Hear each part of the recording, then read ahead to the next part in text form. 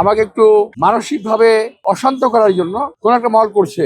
মানে ভাবটা এরকম যে আমাকে মারে না কেন, যে আল্লাহ তাআলা আমার একটা পরীক্ষা নিচ্ছেন, আমি চাই ধৈর্য ধরা পরীক্ষাটা ইলেকশন মতো রাখেন। এবারে নির্বাচনে ওদের কোনো স্ট্র্যাটেজি নাই। ওদের স্ট্র্যাটেজি হলো কোন রকম ক্ষমতায় যাওয়া।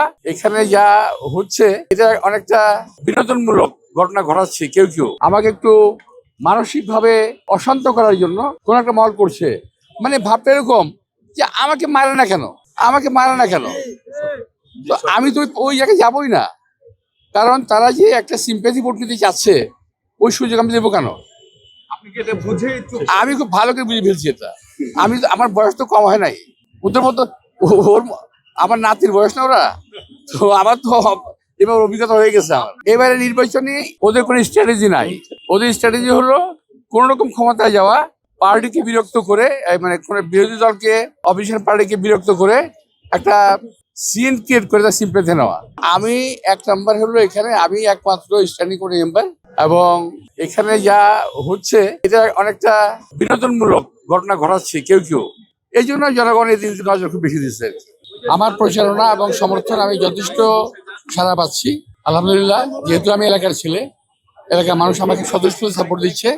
আর আমি আশঙ্কা করছি যেটা, যে বিএনপির যে সারা বাংলাদেশের ঢাকা সহ বিরোধী পক্ষ যারা আছে, তারা একটা আওয়ামী লীগের মতো 2008 সালে যেটা হয়েছিল সেভাবে নির্বাচনকে ম্যানিপুলেট করার চেষ্টা করতেছে। ইলেকশন ইঞ্জিনিয়ারিং এর মাধ্যমে ফলাফল পরিবর্তনের চেষ্টা করতেছে।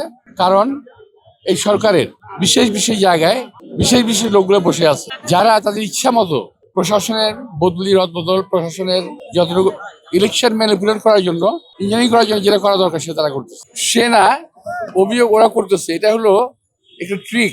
এটা হলো ট্রিক, নিজেরা যা করবে সেটা অন্য দলের উপরে চাপিয়ে দেবে।